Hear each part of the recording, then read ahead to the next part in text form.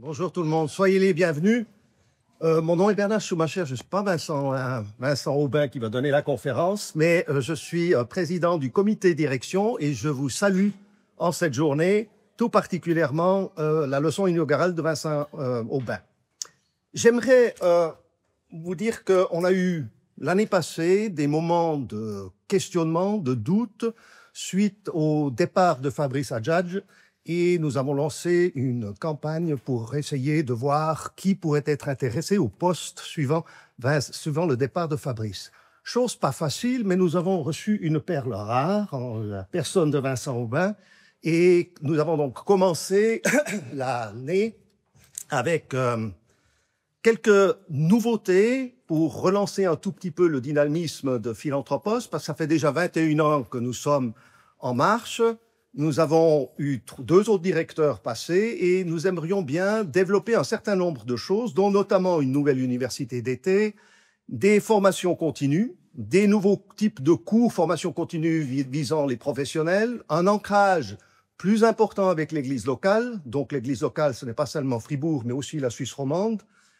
Plus particulièrement aussi avec la Suisse allemande, on va essayer un tout petit peu de développer ça. Je tiens tout particulièrement à remercier les gens qui travaillent à Philanthropos aujourd'hui publiquement et qui ont donné beaucoup de générosité, beaucoup de présence, toutes ces personnes qui sont aussi bien bénévoles que salariées, je les remercie principalement. Je remercie aussi les 2 associations qui ont fait beaucoup de travail, l'association des amis suisses, des anciens plus particulièrement, et puis l'association aussi française qui était un peu moribonde et qui a été ressuscitée grâce à 3 personnes très très généreuses pour notamment, pas seulement, mais aussi trouver des dons, mais aussi recruter une nouvelle volée qui est ici présente. Merci bien. Finalement, j'aimerais introduire rapidement Vincent Aubin. Je donnerai la parole aux représentants des 2 associations après, juste pour quelques minutes, pas plus. Donc, Vincent Aubin, vous le connaissez certainement. Il a fait l'école normale supérieure à Paris, l'université de la Sorbonne. D'ailleurs, il était charge de cours à l'université de la Sorbonne. Il a fait l'armée aussi, agrégé de philosophie. Il a enseigné en très nombreuses années, si vous voulez, à l'école de commerce de management de Marseille, jusqu'à maintenant. Au fond, heureusement pour nous. Il a aussi connaît bien la maison de Philanthropos puisqu'il y enseigne depuis un certain nombre d'années, notamment l'enseignement social de l'Église. Et là, il reprend un bon nombre de cours, si vous voulez, que Fabrice avait lâché, mais Fabrice continue encore à enseigner à Philanthropos, comme ça fait une sorte de continuité. Il a aussi publié un certain nombre d'ouvrages, dont peut-être vous avez lu La Somme contre les gentils, qu'il a traduit de manière admirable avec plusieurs collègues. Aussi un autre ouvrage, Adieu à César, essai sur la théologie politique. Donc ce n'est pas seulement un philosophe, mais un philosophe qui réfléchit aussi de type des questions théologiques. Autre chose pour terminer, à part ses engagements, ses publications, ses organisations de colloques et de séminaires, j'aimerais aussi mentionner un objet qui me tient à cœur, c'est qu'il a une ouverture sur le monde anglo-saxon. Et donc, ça vient enrichir une tradition française avec une autre tradition, en attendant aussi la dimension germanique. Merci bien. Alain. Merci.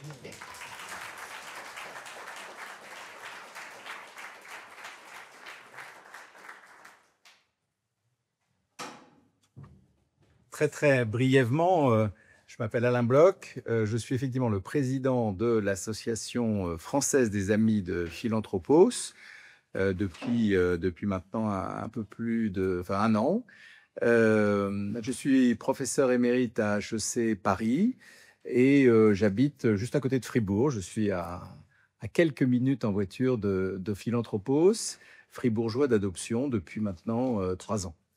Je n'ajouterai rien à ce qu'a dit magistralement, comme toujours, Bernard, et surtout laisser la parole à Vincent, puisque nous sommes tous là pour l'écouter. J'ajouterai juste mes remerciements à tous les parents, les donateurs à l'association française, qui sont évidemment très précieux pour le fonctionnement de Philanthropos, et je permettrai de faire un appel très pudique, on va dire, mais tout de même pour vous inciter à poursuivre ces efforts financiers pour ceux qui ont effectivement, qui les ont déjà faits, et peut-être à recruter des nouveaux donateurs français, comme nous essayons de le faire très régulièrement en France, grâce à mes deux collègues qui sont respectivement secrétaire général et trésorier de l'association. C'est très important pour l'avenir de Philanthropos de continuer à mobiliser la communauté française, à la fois des anciens, des parents et de tout ce qui tourne autour de Philanthropos, pour à la fois leur faire connaître Philanthropos, cette merveilleuse année qui transforme la vie de nos étudiants et nos besoins financiers qui sont réels et que seuls les dons peuvent effectivement permettre de combler, puisque nous ne voulons pas non plus que nos étudiants payent trop cher. Cette année, c'est déjà, je pense, pour les familles, quelquefois assez cher. Et donc, voilà, cette contribution financière est très importante et c'est finalement l'objet principal de l'association française, c'est de recueillir ces dons qui sont bien sûr déductibles fiscalement. Enfin, je ne vais pas faire trop de commentaires là-dessus, mais c'est très important. Et effectivement, simultanément, de recruter aussi la cohorte de l'année prochaine, puisque ce genre de recrutement se fait très longtemps à l'avance et est tout à fait indispensable, là aussi, au bon fonctionnement de Philanthropos. Voilà, je n'en dirai pas plus. Merci beaucoup de votre présence. Merci à nos étudiants d'être là et de commencer cette année par ce formidable moment qui est toujours une leçon inaugurale. Pour être moi-même professeur, voilà, une leçon inaugurale dans n'importe quel établissement où on a une responsabilité, c'est un moment extrêmement important. C'est la communication de sa vision, à la fois marquée par la trajectoire intellectuelle de celui qui prononce cette leçon inaugurale, par ses convictions et par, au fond, la dimension pédagogique qu'il entend donner à son action. Voilà, donc je remercie Vincent et je suis impatient de l'entendre.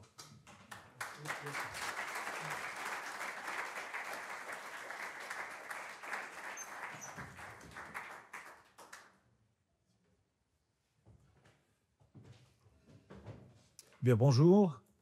Vu qu'on a la chance d'être assis, je vais pouvoir vous expliquer ce qu'est l'association des amis en 6 points et vous raconter aussi comment sont répartis les étudiants selon les différentes provenances géographiques. Donc, en 2 mots, l'association des anciens et des amis regroupe, eh bien, comme ça le dit, tous les anciens qui sont une manne très précieuse, autant financière par les dons qui sont faits, qui sont des fois des tout petits dons pour des étudiants qui sont encore aux études de 20, 30 euros, comme un peu plus quand ce sont des grands managers ou des agrégés de philo dans des grandes universités étrangères, par exemple, ça pourrait arriver. Mais aussi pour le recrutement. On se rend compte beaucoup que le bouche à oreille et l'engouement que suscite Philanthropos dans les années qui suivent et dans les nombreuses années qui suivent même, permettent d'avoir constamment de nouveaux étudiants, ce qui fait que on est encore ici aujourd'hui, malgré, comme l'a dit Bernard, les questionnements de ces dernières années. Et c'est une grande joie, du coup, de pouvoir continuer et être témoin de ce renouveau. Et dans ce même renouveau, l'association, le comité de l'association s'est aussi renouvelé. On a 2 nouveaux membres qui sont juste derrière. Il y a Anne et Marouchka, qui est à l'extérieur avec sa fille. Voilà. Et une nouvelle présidente qui s'appelle Inès Cataneo, qui est de la promo 15, sauf erreur. Voilà.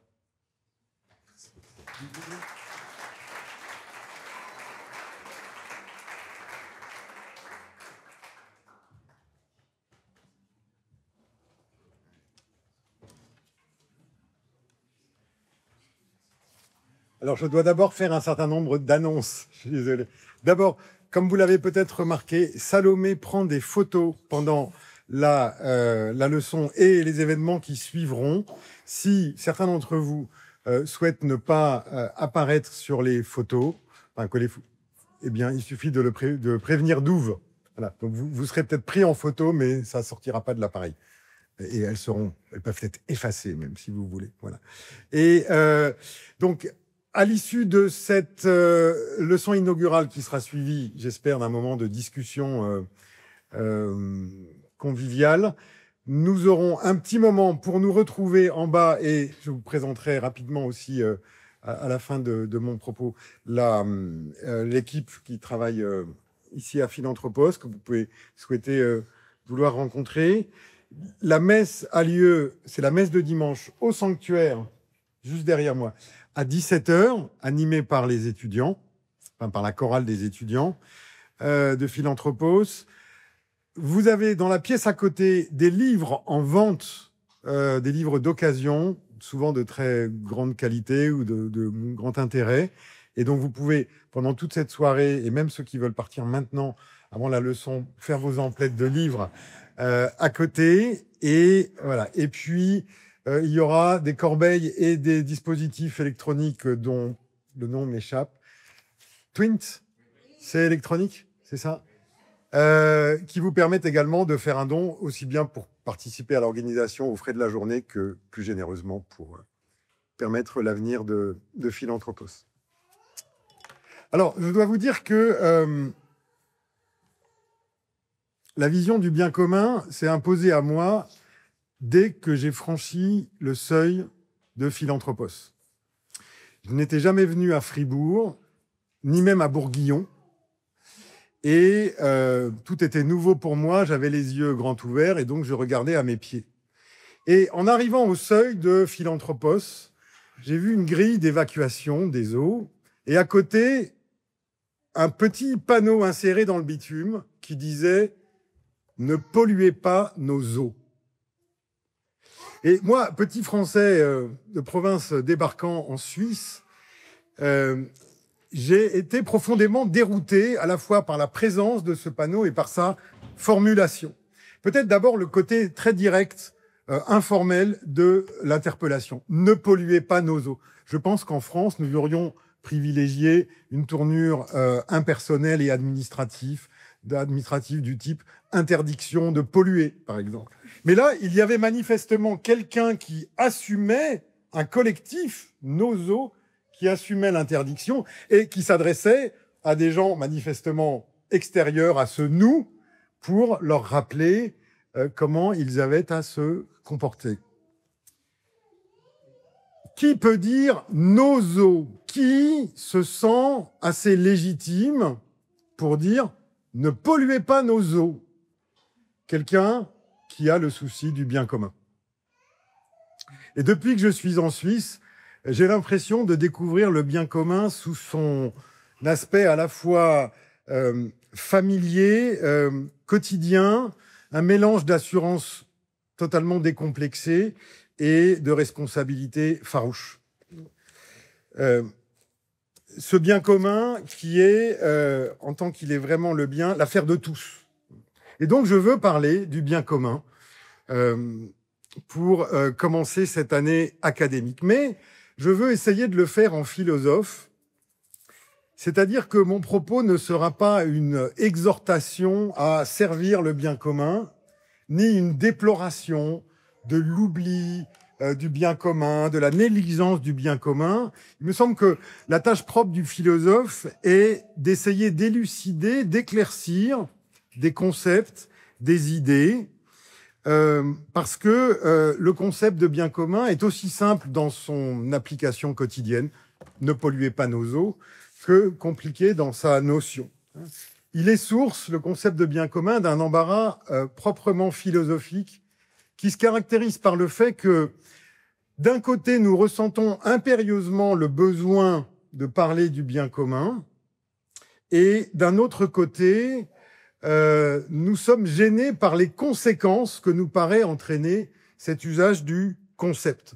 Cette idée d'un embarras philosophique, je l'emprunte à un de mes maîtres, dans ceux qui sont vivants, c'est peut-être le maître en philosophie, Vincent Descombes, qui a écrit notamment un ouvrage qui s'appelle « Les embarras de l'identité », et qui dit que il y a un embarras philosophique lorsque nous tenons à dire pour de bonnes raisons quelque chose qui nous amène à soutenir, qui semble nous amener à soutenir des choses que nous ne voulons pas soutenir.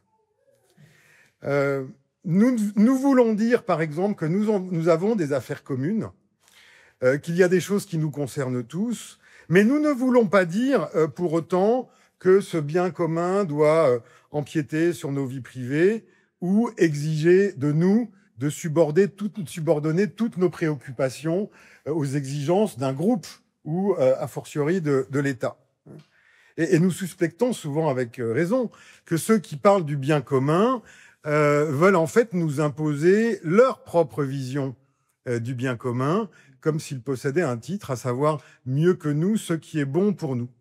De là, un risque de paralysie qui naît de notre embarras intellectuel.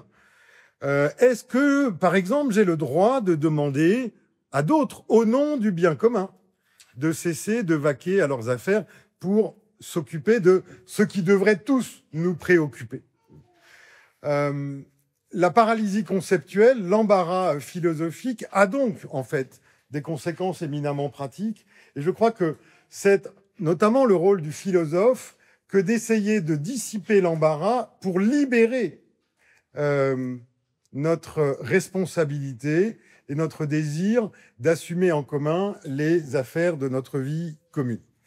Ce propos sera centré sur saint Thomas d'Aquin, d'abord parce que c'est peut-être l'autorité en matière de bien commun, celui auquel on pense philosophiquement quand on dit bien commun, aussi parce que il a été mon premier lien avec Fribourg, bien avant que je mette les pieds dans la ville, et je veux que cette leçon soit aussi pour moi une manière de rendre hommage à tous ceux qui m'ont formé et nourri.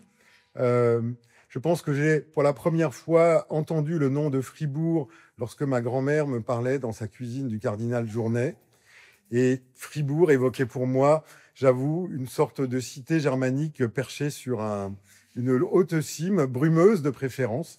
Mais je savais qu'il y avait le cardinal Journet et qui a été pour moi une rencontre fondamentale.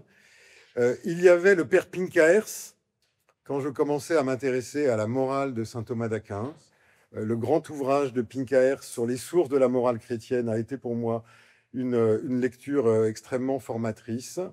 Et puis, il y a eu le père Torel, qui nous a quittés tout récemment et qui a été aussi un maître et également, je peux dire, un maître, un compagnon généreux dans mon propre travail sur saint Thomas. Ce n'est pas rien de recevoir de l'auteur un ouvrage du père Torel parce que ces ouvrages font tous au minimum 600 pages et que quand on est jeune étudiant ou professeur en France, on n'a pas d'autre moyen d'espérer avoir un jour ces livres que de les recevoir de l'auteur. C'est le moindre, c'est vraiment le moindre de mes titres de reconnaissance envers le père Torel. Alors, l'enseignement de Thomas d'Aquin, de saint Thomas sur le bien commun, cause au lecteur moderne bien des embarras. Le premier embarras, le plus emblématique, vient de ce slogan qui semble résumer la pensée de saint Thomas, « Primauté du bien commun ». Il y a une sentence indéfiniment répétée sous des formes variées qui veut, chez saint Thomas, que le bien commun soit non seulement préférable au bien privé, au bien propre, qu'il soit tour à tour meilleur, plus excellent, voire plus divin, mais même que le bien commun soit naturellement plus aimé que le bien propre. Plus un bien est commun, dit Thomas par exemple, plus il est divin. Le bien commun est plus divin que le bien particulier. Alors, il y a une forme élémentaire sous laquelle la primauté du bien commun est compréhensible par tous, et je crois que nous y adhérons, c'est lorsque on attend de moi, au nom du bien commun, que je me gêne un peu. Alors, je crois qu'ensuite, il n'y a pas besoin d'expliquer ce que c'est que cette solidarité élémentaire, mais par exemple, quand on fait une course en montagne à plusieurs et qu'on confie les provisions à un des excursionnistes, on n'attend pas de lui qu'il les boulotte pendant la nuit parce qu'il a une fringale. C'est le souci minimum du bien commun. Pensons à quelqu'un qui resterait inactif pendant un péril général, un incendie qui nous menace ou une inondation, et qui dirait non, mais moi je je dois finir de préparer ma leçon inaugurale, par exemple. Donc, fichez-moi la paix et occupez-vous de la ville qui brûle. Plus récemment, la crise du Covid, je pense, a suscité en nous des interrogations pour savoir ce que cette forme de solidarité élémentaire exigeait de nous. Était-ce de porter le masque, de respecter les distanciations sociales, ou était-ce d'être proche de ceux qui allaient se retrouver dans l'isolement complet? Et nous ne sommes pas forcément convaincus tous d'avoir encore trouvé la réponse à ces questions. Mais la pensée de saint Thomas sur le bien commun va au-delà de ces exigences de la solidarité élémentaire.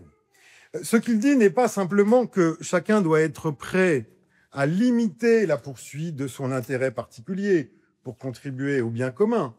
Il dit que le bien particulier, le bien d'une partie de la communauté, consiste dans la contribution qu'elle apporte, cette partie, au bien commun. Le bien commun, citation, est toujours plus aimable à chacun que son bien propre, tout comme pour une partie quelconque, le bien du tout est plus aimable que son propre bien partiel ou particulier.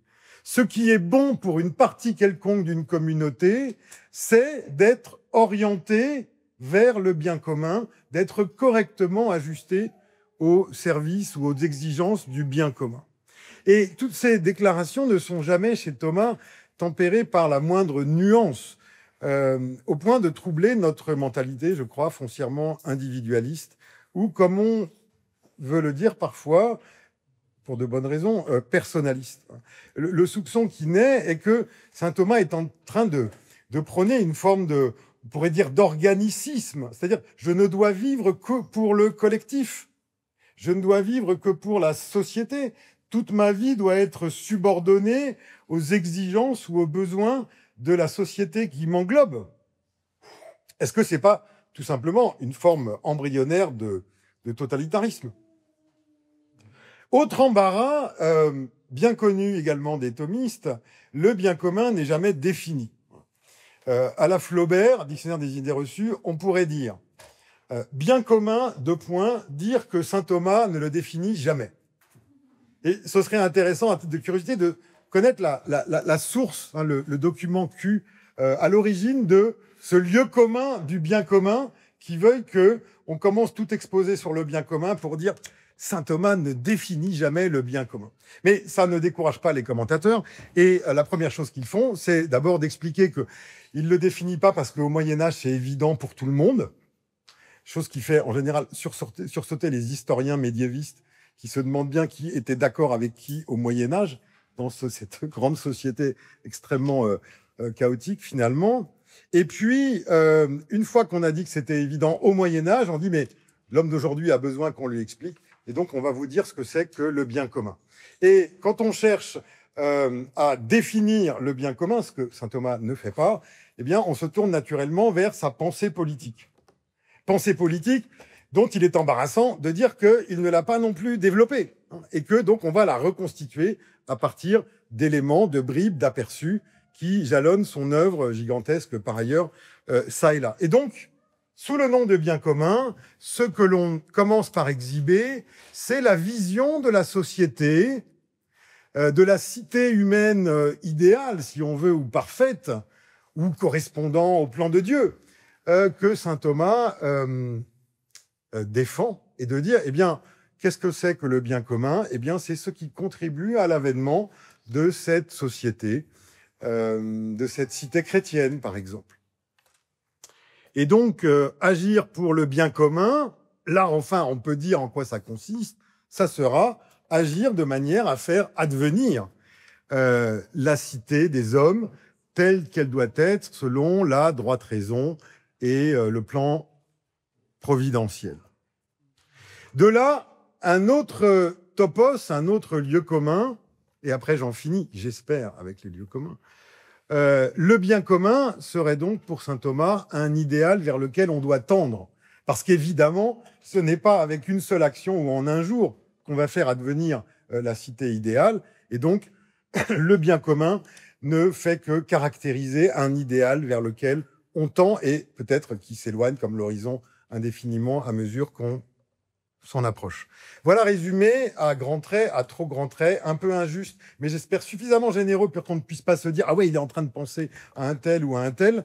Une série d'illusions qui constituent une sorte de version standard de Vulgate thomiste sur le bien commun, et pour moi, une série d'illusions dont il faut travailler à nous défaire. Je veux, au fond, prendre au sérieux le silence de saint Thomas sur la définition du bien commun. Mon premier point sera d'écarter un malentendu qui sous-tend une grande partie de cette discussion. Le bien commun n'est pas, pour saint Thomas, une notion, un concept spécifiquement politique. Le bien commun est pour lui le concept qui permet de saisir la forme, si on veut, de toute action en faveur d'un groupe quelconque. Et je voudrais expliquer cela rapidement. Pour saint Thomas, on doit parler d'un bien commun dès qu'on a affaire à un groupe humain qui doit assurer consciemment la direction de son existence.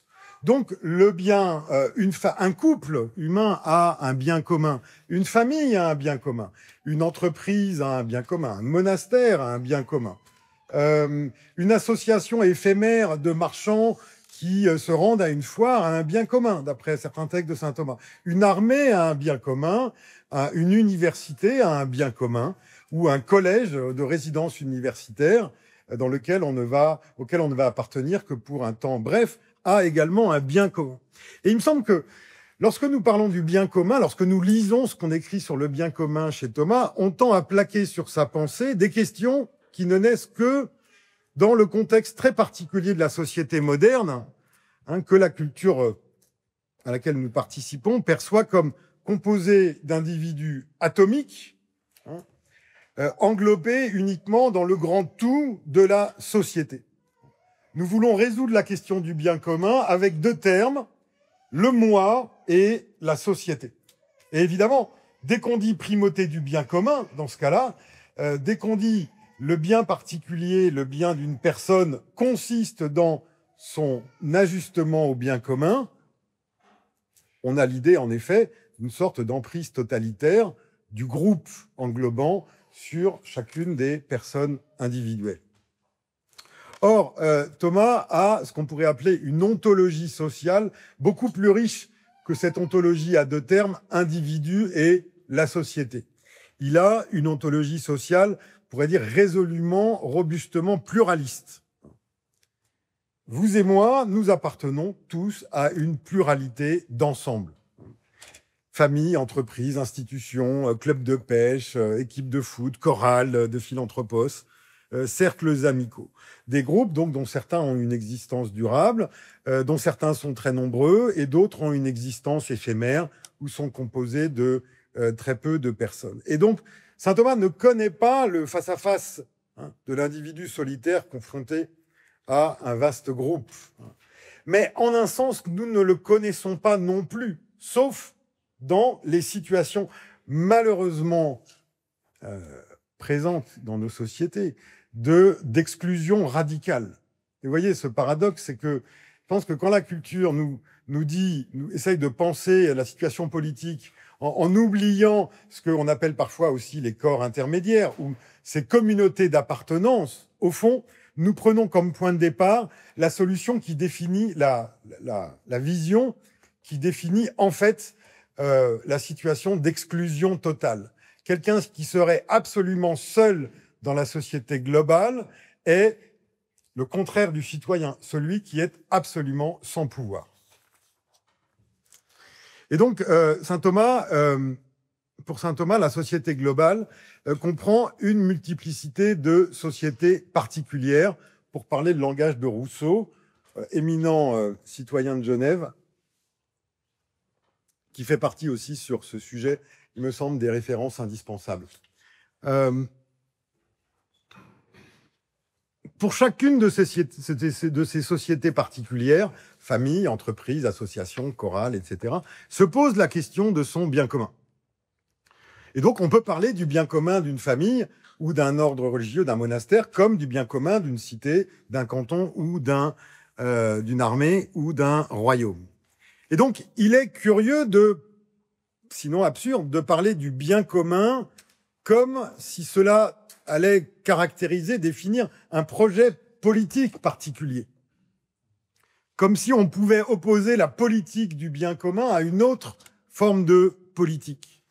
Il me semble que, à l'école de Saint-Thomas, on doit dire au contraire que le concept de bien commun permet de comprendre ce qui fait éventuellement qu'une situation ou un programme est politique. Dans l'ordre politique, parler de bien commun n'est pas pour le philosophe une manière de distinguer la politique qu'il propose ou une politique à une autre politique, mais de saisir au contraire ce qui fait qu'une politique quelconque est une politique, c'est-à-dire l'expression du souci d'un ensemble. Et en ce sens, la politique est vraiment l'art ou la discipline architectonique, pour reprendre une expression familière aux lecteurs d'Aristote et de saint Thomas, c'est-à-dire comment faire la politique est l'art qui doit répondre à la question comment faire pour que la poursuite par chaque société particulière, famille, ville, entreprise, corporation, université, de son propre bien commun, soit effectivement une contribution au bien commun de la société qui englobe toutes ces sociétés particulières. Et donc, l'idée de bien commun, c'est ça que je veux dire pour conclure ce point, ne permet pas de trancher a priori entre les mérites comparés d'un programme politique socialiste ou libéral ou réactionnaire. Du moment, du moins, que ces programmes se présentent et peuvent être reçus comme des expressions du souci de l'ensemble, et non comme servant uniquement à l'avantage d'une faction ou d'un individu. De fait, le lieu originel, on pourrait dire, de ces formules sur la primauté du bien commun est la définition de la tyrannie. Le tyran est celui qui gouverne en fonction de son bien privé, le sien, celui de sa famille, de son clan, de sa clientèle, et non en fonction du bien commun. Alors, peut-on donner un sens à ce concept de bien commun ? Le bien commun est, on pourrait dire, le contenu de toute intention dirigée vers le bien d'un ensemble. Cette idée du bien d'un ensemble est-elle cohérente ? D'un côté, l'expression paraît inoffensive et même indispensable. Nous ne cessons d'attribuer des actions, des comportements à des entités collectives. Mais lorsque nous disons l'armée a remporté la bataille, eh bien, nous disons qu'elle a réalisé ce qui était son bien commun, ce qui était sa raison d'être comme armée. La victoire, dit saint Thomas, est le bien commun de l'armée. Si je dis, après la messe, la chorale a bien chanté, je dirais, et je le dirais donc, eh bien, que la chorale a réalisé, obtenu son bien commun. Si je dis notre université va bien, je parle du bien commun de l'université. Si je dis mon pays est en crise, je parle du fait que mon pays a un problème de bien commun. De même, si je dis après un match de foot que la blessure de Tartampion est un mauvais coup pour l'équipe. Dans tous ces cas, je me réfère à quelque chose qui est bien pour l'ensemble, où je prends le bien de l'ensemble comme une norme qui me permet de formuler des jugements sur des situations. Nous le faisons, mais avons-nous le droit de le faire ? Est-ce que c'est seulement une façon de parler ou une tournure parfaitement légitime ? Et aujourd'hui, une grande partie des philosophes, me semble-t-il, considèrent que la tournure est illégitime. J'ai entendu récemment quelqu'un, très respectable, psychologue de la santé au travail, s'indigner du fait qu'un contrat de travail mentionne le bien de l'entreprise. Et il disait, en bon français, qu'est-ce que c'est que ça ? Le bien de l'entreprise, la seule chose qui compte, c'est le bien des salariés. Et donc, tout de suite, le soupçon, souvent légitime, qu'à travers le bien de l'entreprise, ce qu'on veut dire, c'est que vous allez peut-être souffrir, mais c'est bon pour l'entreprise, et qu'importe les conséquences dans votre vie. N'empêche que, vous voyez, il y avait un reproche moral sur l'idée même que, voilà, parler du bien de l'entreprise semblait suggérer qu'on allait instrumentaliser les personnes au service d'un groupe anonyme. Reproche de nature morale, mais qui se double aussitôt d'une objection de nature philosophique. En effet, nous dit-on, le groupe n'existe pas en dehors des individus qui le composent. Ce qui existe, ce qui est vivant, et donc ce qui peut avoir un bien ou un mal, ce sont des personnes. Parler du bien d'un groupe, d'un ensemble, ça ne peut être, au fond, qu'une manière indirecte de parler de la somme du bien des individus. Et on reconnaît là le signalement du nominalisme qui s'exprime, par exemple, dans la pensée utilitariste de Jeremy Bentham. Citation, je crois, assez fameuse. « La communauté est un corps fictif composé des personnes individuelles qui sont considérées comme étant, pour ainsi dire, ses membres. Pour ainsi dire, pour dire la distance qu'il prend à l'égard d'un terme légèrement organique. L'intérêt de la communauté, par conséquent, est donc quoi? La somme des intérêts des divers membres qui la composent. Bentham, vous voyez, ne dit pas il est injuste de sacrifier l'intérêt des individus à l'intérêt de la communauté. Il dit plutôt ça n'a pas de sens. Le seul intérêt de la communauté qu'on puisse concevoir est la somme des intérêts des individus qui appartiennent à la communauté en question. Et donc, dans cette ligne, la tradition utilitariste ne soutient pas du tout qu'il est mauvais de vouloir le bien d'un ensemble voulu comme tel. Elle dit que c'est impossible. En fait, je ne peux pas vouloir autre chose que mon propre bien. Si je veux quelque chose, c'est parce que c'est bon à mes yeux. Et par conséquent, si je veux le bien de la communauté, c'est uniquement parce que d'une manière ou d'une autre, ce bien est à mes yeux une condition ou un moyen de mon propre bien. Et donc, c'est au mieux mon intérêt bien compris de contribuer à ce qui est dans l'intérêt de la communauté. J'en bénéficie, j'en attends un retour. Ce qui est l'exemple typique d'une relation de marché. Je suis prêt à donner à d'autres, mais uniquement parce que et dans la mesure où je m'attends à recevoir d'eux quelque chose qui m'intéresse. On a tous en tête la première page de La richesse des nations d'Adam Smith. Ce n'est pas de la bienveillance j'oublie toujours dans quel ordre, du boulanger, du boucher ou du brasseur, que j'attends mon repas quotidien, ou mon souper peut-être. Mais donc ce n'est pas de leur bienveillance, mais du soin qu'ils prennent de leur propre intérêt. Je ne m'adresse pas à leur humanité, mais à leur égoïsme. Alors, assez curieusement, selon moi, une majorité, je crois, de thomistes aujourd'hui semble adhérer à une vision mitigée de cette approche. Pour des raisons hautement louables, assurément, et notamment l'idée que, après tout, la fin ultime de l'homme, le salut, est personnel. Et donc, l'ordre temporel, l'ordre de la politique, ne peut pas lui-même être la fin ultime. Cet ordre ne peut qu'être au service du bien des personnes qui appartiennent à la cité. L'ordre temporel doit, au fond, exister pour préparer le terrain, pour mettre en place les conditions qui permettent aux personnes de réaliser leur propre fin ultime, qui est de nature personnelle. D'où la thèse défendue dans beaucoup de courants, sous l'inspiration de Jacques Maritain, qu'il faut bien distinguer l'individu et la personne, que c'est l'individu qui est subordonné au collectif, mais que le collectif lui-même ou la communauté est au service des personnes. Et donc c'est la théorie qui définit, encore cette obsession de définir, qui définit le bien commun comme l'ensemble des conditions qui permettent aux personnes de réaliser leur bien propre. C'est par exemple l'explication du bien commun par quelqu'un, je ne cite dans cette conférence, à part Jeremy Bentham, que des gens qui sont pour moi des maîtres. Donc, je cite cette fois-ci John Finnis. Dans son grand livre Natural Law and Natural Rights, Loi naturelle et droit naturel, 1980, un livre qui a été aussi une lecture extrêmement formatrice pour moi.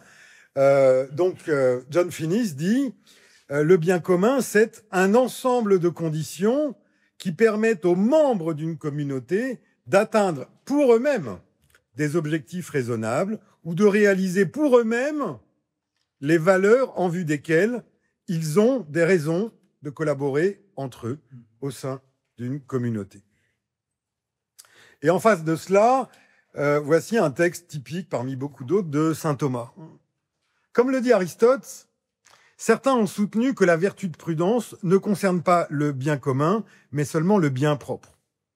La raison en est qu'ils pensaient que l'homme ne doit chercher que son propre bien. Mais cette opinion est incompatible avec la charité, qui ne recherche pas son avantage, comme dit la première aux Corinthiens.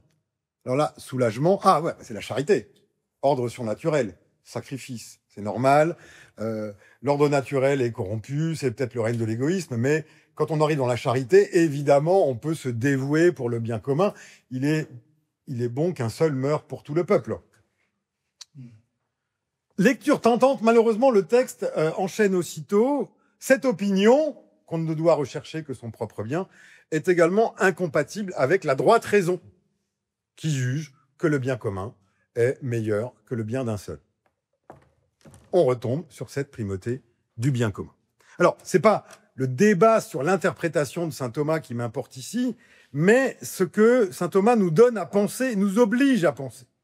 Et je pense qu'il nous donne les moyens intellectuels de donner un sens à une idée substantielle du bien commun. Et en ce sens qu'il nous aide à nous réconcilier avec notre propre humanité dans sa dimension sociale.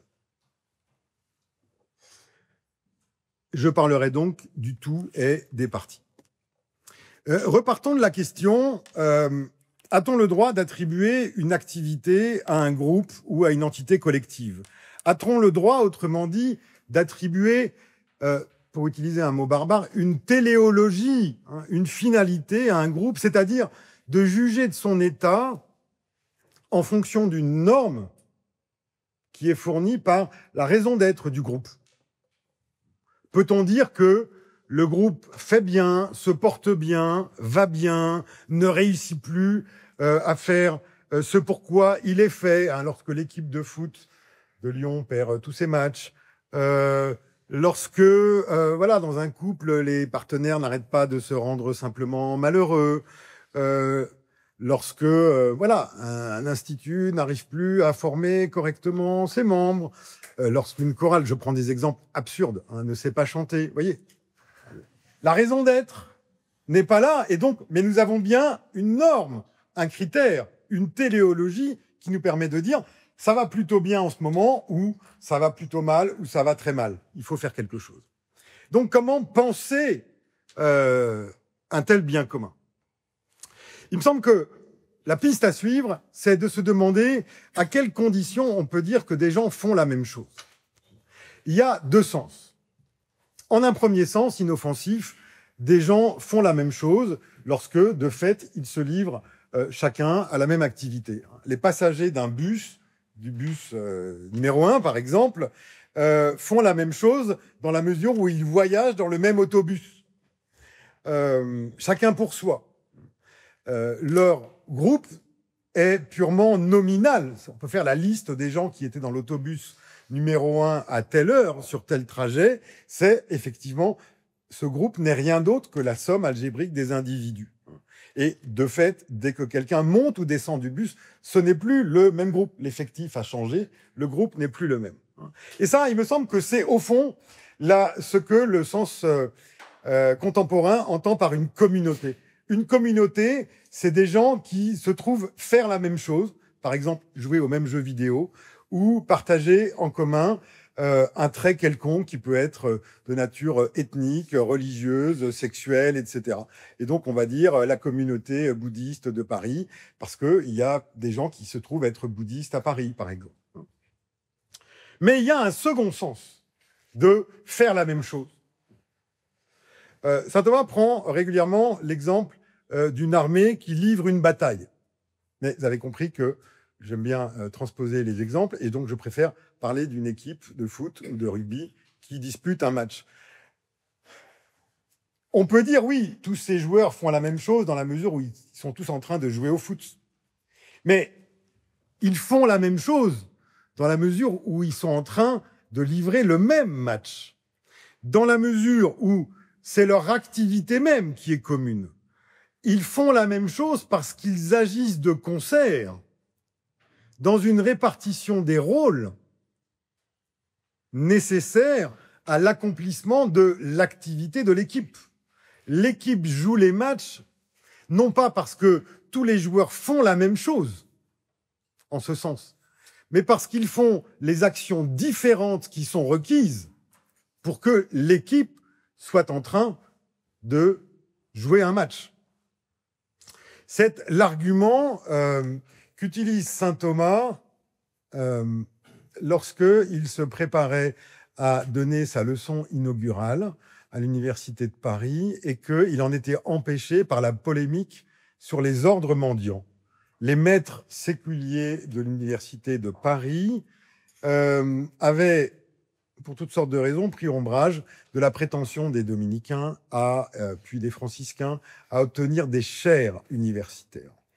Et donc, ils ont voulu se réunir pour décider ensemble que les religieux mendiants ne pourraient pas avoir de chaire universitaire, ne pourraient pas appartenir au corps de l'université. Il se trouve que l'impétrant franciscain qui était bloqué à ce moment-là s'appelait Bonaventure, Saint Bonaventure, et que le doctorant dominicain qui attendait de pouvoir faire sa leçon doctorale s'appelait Thomas d'Aquin. Manque de bol pour les séculiers, les dominicains ont demandé à saint Thomas, qui ne l'appelait pas encore saint Thomas, de défendre leur cause. Et au fond, dans la polémique très complexe que je résume donc de manière injuste, nous pouvons repérer parfaitement l'argument des maîtres séculiers. Ils disent « Non, mais ces gens sont pas comme nous. Regardez comment ils sont habillés. Ça ressemble à rien. C'est pas ça, un docteur de l'université. Leur habit est vil et puis ils mendient. Enfin, mais qu'est-ce que c'est que ça et puis, ils ont un ordre qui les soutient aussi. Donc, on joue pas forcément dans la même cour. Et puis, etc. Ils ont un mode de vie qui est incompatible avec le nôtre. Ces gens ne nous ressemblent pas assez pour que nous puissions travailler ensemble. Et saint Thomas va répondre, c'est pas du tout le critère pour avoir une activité commune, n'est pas qu'on se ressemble, que l'on possède un trait en commun, mais que l'on ait une compétence à apporter pour la réussite de l'activité commune. Autrement dit, le seul critère légitime pour savoir qui a le droit d'enseigner à l'université, c'est cette personne est-elle compétente ou plus compétente qu'une autre pour contribuer au bien commun de l'université. Et, ajoute-t-il d'une manière qui me semble extrêmement révélatrice de son tempérament, une communauté n'est pas formée par des gens qui sont amis et qui donc veulent faire des trucs ensemble, comme la bande de potes veut aller faire une sortie en ski. Enfin, ça peut être une manière de former communauté. Mais une autre manière de faire communauté, c'est d'être attaché à une activité commune et de devenir amis à travers la coopération. De se découvrir amis parce que nous aimons des choses en commun et que nous aimons les faire ensemble. L'amitié, fondée sur la ressemblance, n'est pas à l'origine de la communauté, mais elle est le résultat d'une communauté qui réalise son bien commun, c'est-à-dire une communauté dont les membres s'adonnent librement, joyeusement, volontiers au bien commun de la communauté. Et le lexique philosophique qui permet à saint Thomas d'articuler cette conception est donc le lexique du tout et des parties. Il y a un tout formé de parties, d'individus. Je vais distinguer parties et individus dès lors que ceux-ci agissent en fonction d'un but qui peut être imputé, attribué au tout lui-même. Les parties devant coordonner leurs actes en fonction de ce but commun. But commun qui est la réalisation réussie de l'activité. Sur un terrain de foot, chacun existe en tant que partie d'un tout. Ça ne veut pas dire que nous avons perdu notre individualité, que nous nous sommes fondus dans une sorte d'être collectif. Les communautés, les équipes de foot, parfois, mais uniquement après les matchs, vivent parfois ces moments de fusion intense. Mais une équipe sur le terrain à son meilleur est plutôt une équipe dans laquelle chaque individualité est exaltée. De même que dans une réunion d'amis, la conversation exalte souvent la personnalité individuelle de chacun. Et c'est ce qui fait que parfois on peut se dire après, quel moment incroyable d'amitié nous avons vécu parce que chacun était à son meilleur. Chacun a été, comme diraient les jeunes aujourd'hui, la meilleure version de lui-même. Quand un vieux dit les jeunes aujourd'hui, il a toujours des chances de penser à ce que disaient les jeunes il y a 10 ou 15 ans. Donc, pardonnez-moi. Mais vous voyez au moins l'idée. Alors, vous voyez, donc, quand je suis sur le terrain de foot, je n'ai pas perdu ma personnalité, mon individualité, mais je suis sur le terrain de foot en tant que joueur de champ, gardien de but, ou en tant que milieu de terrain. Le tout qu'est l'équipe n'est pas défini par la liste nominale des individus qui composent l'équipe à ce moment-là. L'équipe existe parce que chaque poste est rempli. Parce qu'il y a bien un gardien de but et des joueurs de champ, il y a bien des milieux de terrain, des avants, des arrières, par exemple. Et les individus peuvent se succéder pour occuper ce rôle. Ce qui fait qu'une vraie communauté, pas simplement un groupe nominal comme les passagers d'un bus, peut avoir une histoire, traverser le temps, avec des gens qui vont occuper des gens différents, qui vont occuper successivement les différents postes qui sont nécessaires à chaque fois pour que l'équipe remplisse sa finalité, c'est-à-dire agisse en fonction de sa raison d'être. Il faut des gens pour se passer le ballon et pour l'envoyer, si possible, au fond des buts. Et donc, l'équipe peut aller plus ou moins bien à tel ou tel moment, selon la capacité des gens qui occupent les différents postes à précisément coordonner leurs activités personnelles en fonction du but commun. Et l'équipe va mal quand, par exemple, un est trop personnel pour se déposséder du ballon au moment où il faudrait plutôt faire la passe à un équipier me placer, ou lorsque, au sein de l'équipe, se forment des petites coteries, des petites bandes, réunies par des intérêts claniques autour de personnalités charismatiques ou d'enjeux qui sont extérieurs, étrangers et ennemis du bien de l'équipe. Chose que nous vivons également dans nos entreprises, dans nos communautés ou dans nos familles lorsqu'elles vont mal.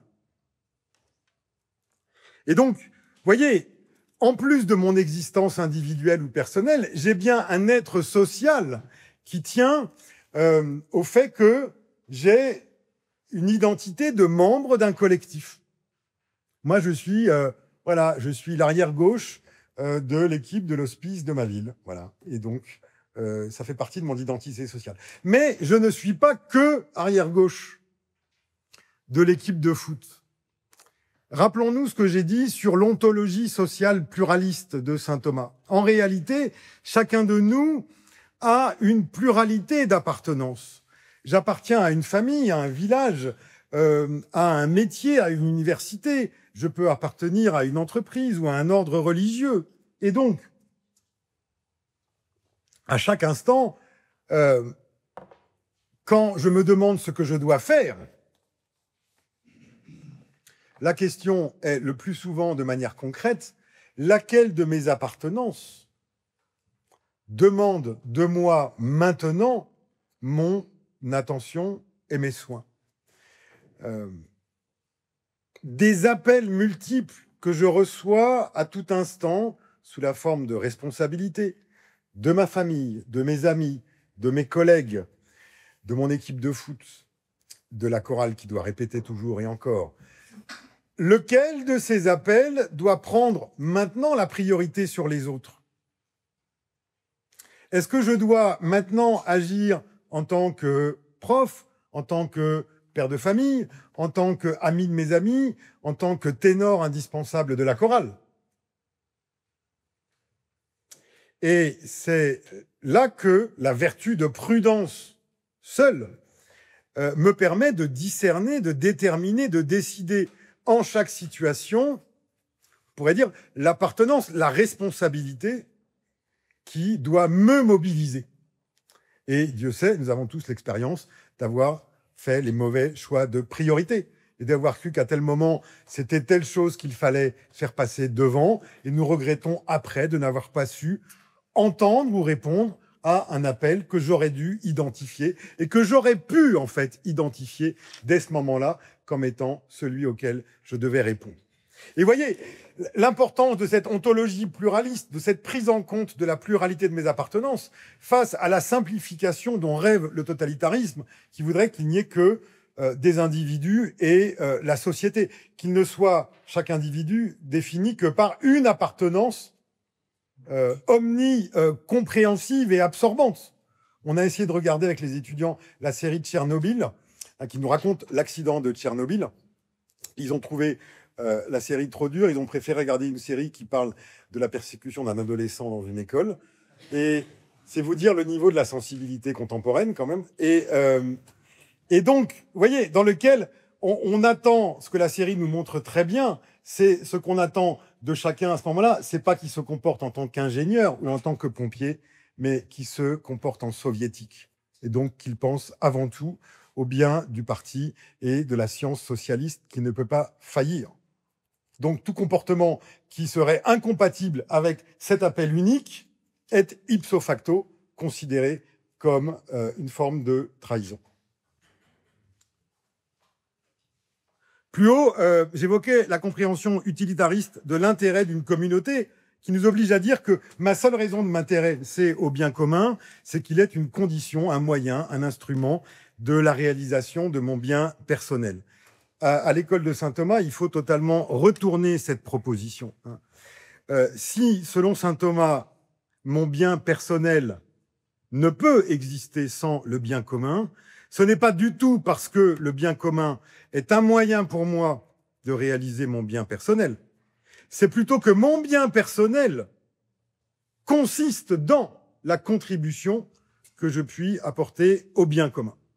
En effet, mon bien personnel tient précisément dans mon bien en tant que je suis défini, dans une très large mesure, par mes appartenances à des communautés qui me dépassent. Mon bien personnel est mon bien en tant que fils, frère ou père, en tant que membre de telle ou telle communauté villageoise ou de telle équipe de foot, en tant que citoyen de tel pays ou religieux de tel ordre.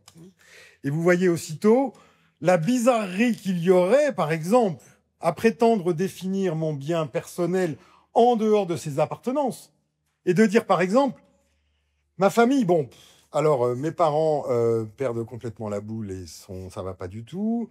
Mon épouse est dépressive, mes enfants ne se parlent plus entre eux. Par ailleurs, le propriétaire veut nous mettre dehors et mon chien est malade. Mais moi, personnellement, je vais très bien. En fait, je ne peux aller bien que si ma famille va bien. Et je vais mal parce que ma famille va mal. De même que je vais mal si mes amis vont mal, je vais mal si mon université va mal, je vais mal si mon pays va mal.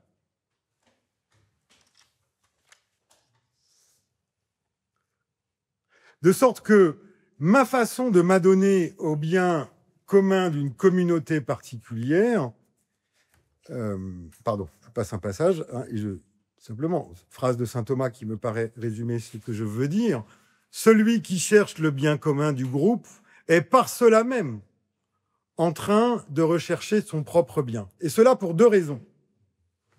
D'abord, parce que le bien propre ne peut exister sans le bien commun, par exemple de la famille ou de la cité, ou le royaume, ce que je viens de dire. Si ma famille va mal, je vais mal. Je ne peux pas concevoir mon bien propre indépendamment du bien commun de ces ensembles, de ces groupes auxquels j'appartiens. Deuxièmement, dit Thomas, parce que l'individu étant une partie d'un foyer ou d'une cité, chaque individu doit chercher ce qui est bon pour lui en délibérant avec prudence sur ce qui est bon pour le groupe. En effet, le bon état d'une partie est fonction de sa manière d'être ajustée au groupe. Qu'est-il bon que je fasse maintenant? Cette délibération n'a une chance d'être juste, d'être correcte, d'être un exercice de la vertu de prudence, que si cette délibération, je la conduis face à la totalité de mes responsabilités et de mes engagements, et dans le but d'être à la hauteur de ces responsabilités et de ces engagements. Il ne s'agit pas pour moi de rechercher un compromis, simplement comment est-ce que je peux m'épanouir tout en évitant les reproches de ceux qui comptent sur moi. Il s'agit plutôt de réussir à mettre mon épanouissement précisément dans l'accomplissement honorable de mes responsabilités. Il est bon pour moi d'exister pour les autres. Saint Thomas le résume dans une formule admirable. La partie, et dans son vocabulaire toujours terriblement abstrait, je le reconnais, la partie aime le bien du tout en tant que celui-ci est bon pour elle, mais non pas au sens où elle rapporte à elle-même le bien du tout, mais au sens où c'est elle-même qu'elle rapporte au bien du tout. C'est-à-dire, c'est elle-même qu'elle oriente au bien de ce tout. Et ce contraste est la clé que nous cherchons. Il y a plus de bonheur pour moi à servir un tout qui me dépasse qu'à m'intéresser à ce tout uniquement dans la mesure où il sert mon propre bonheur. Ce qui explique, pour saint Thomas, que je puisse vouloir aussi me sacrifier pour le bien commun, c'est-à-dire me dépenser pour que vive quelque chose qui existe indépendamment de moi et qui incarne dans le monde une forme de bonté sans laquelle le monde serait moins bon. Je termine ce propos dans les quelques minutes qui restent. J'espère ne pas me tromper en regardant le chronomètre et en disant que j'ai toujours un peu de temps pour parler. Ça va, Bernard ? 5 minutes ? J'ai intitulé mon propos « Le bien commun comme problème pratique » et beaucoup d'entre vous ont pu se demander qu'est-ce que ça veut dire. Il me revient de l'expliquer désormais. J'ai parlé, comme le fait souvent saint Thomas, du bien commun du point de vue d'un membre quelconque de la communauté, quelqu'un dont le bien propre consiste dans cette heureuse dépendance qu'il veut assumer à l'égard des communautés auxquelles il appartient. Et Thomas fait aussi du bien commun la responsabilité particulière et principale de ceux qui sont en charge d'une communauté quelconque. Et c'est le chemin privilégié pour répondre à notre interrogation initiale, pourquoi le bien commun n'est-il jamais défini? Je vous avais dit que ce mystère du silence de saint Thomas amène les commentateurs à vouloir remplir ce silence en disant ce qu'on appelle le bien commun, c'est une communauté qui est organisée de telle ou telle manière. Et j'espère avoir donné des raisons de penser que ce n'est pas ce que saint Thomas cherchait à faire. Saint Thomas n'a pas vraiment de philosophie politique. Ce qui l'intéresse, lui, est autre chose. C'est de considérer ce qui se révèle de Dieu dans la capacité de l'homme à agir librement. Ce qui se révèle de Dieu dans le déploiement du libre arbitre. C'est-à-dire, pour reprendre mes propres termes, là je viens de faire allusion au prologue de la deuxième partie de la Somme théologique, ce qui se révèle de Dieu dans la capacité de l'homme à apporter en son propre nom une réponse aux appels qui lui sont adressés par les communautés auxquelles il appartient. Cet être image de Dieu se réalise lorsque l'homme agit, dit saint Thomas, en tant que providence pour lui-même. C'est-à-dire chargé d'introduire dans sa vie un ordre que Dieu inscrit dans la vie des créatures non libres à travers les forces biologiques et celles de l'instinct. Providence à l'égard de lui-même ou, dit-il, des autres. il y a dans l'homme cette capacité à être responsable également du bien d'un ensemble. Du fait que un groupe, une famille, une association, une équipe de foot, une chorale puisse aller bien à travers les décisions que je prendrai, à travers ma manière, en mon nom propre, d'assumer mes responsabilités à l'égard de ce groupe. Providence pour lui-même et pour d'autres. Ce que Dieu fait pour l'univers entier, il a confié à l'homme de le faire dans les sphères d'existence où l'homme peut déployer son initiative et sa responsabilité. Et pour ça, l'homme n'a pas besoin d'un plan ou d'un modèle. Dieu lui-même n'a pas de modèle. Dieu n'a pas regardé un schéma pour se dire comment créer le monde. Ce qui guide le gouvernement divin du monde, c'est le bien de ce monde. Dans l'homme, agir agir pour le bien commun, qui est plus divin qu'agir seulement pour soi-même, veut dire être capable de déployer initiative et responsabilité pour faire en chaque situation ce qui est bon pour l'ensemble dont j'ai la charge. La question du bien commun est toujours très concrètement la question pratique de savoir que dois-je faire ici et maintenant pour que ça soit bon pour le groupe. Les parents doivent se demander régulièrement que devons-nous faire pour que ça soit bon pour la famille. Par exemple, est-ce que nous devons aller en vacances chez tes beaux-parents ou est-ce que nous préférons passer Noël en famille? Le chapitre peut-être d'un couvent doit se dire qu'est-il bon que nous fassions maintenant? Est-ce que cet argent que nous avons reçu, nous devons l'investir dans un nouveau tracteur ou plutôt dans l'aménagement d'une rampe qui permettra à ceux qui sont en fauteuil roulant d'arriver à l'heure au cœur? C'est ça le souci du bien commun. Et donc, c'est évidemment un exercice de la vertu de prudence qui requiert les vertus morales. Je n'ai pas besoin d'avoir sous les yeux le plan de la famille idéale ou du monastère idéal, qui, grâce à Dieu, n'existe pas, ce plan.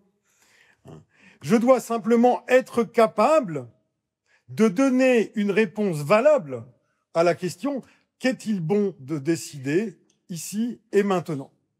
J'ai besoin de la prudence, j'ai besoin, dit saint Thomas, des vertus morales, c'est-à-dire d'être correctement affecté par la situation pour ne pas risquer de mal percevoir les priorités du moment.